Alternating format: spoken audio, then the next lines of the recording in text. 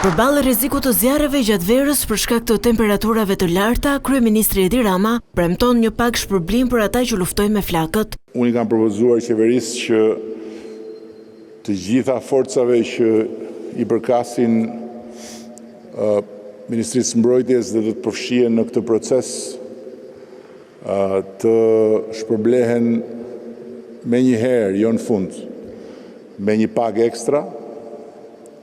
Dhe në ndërkohë ju bëj thirrje bashkive që të bëjnë gjithë gjë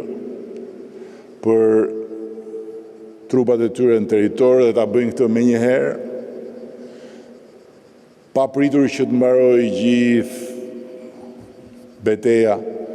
sepse ajo pastaj është një pjesë tjetër. Nga baza ajrore e Farkës, Rama deklaroi se në fund të vitit flotës do të shtohen edhe 3 avion për shuarjen e flakëve, duke shtuar se ky sezon e gjen Shqipërinë më të përgatitur për të përballuar emergjencat. Kemi sot në dispozicion kapacitetet teknologjike më të mëdha që kemi pasur ndonjëherë, me 4 helikopterë të gatshëm, të cilët në çdo moment nevoje mund të bëhen 6, sepse helikopterët operacional janë 9, por kanë edhe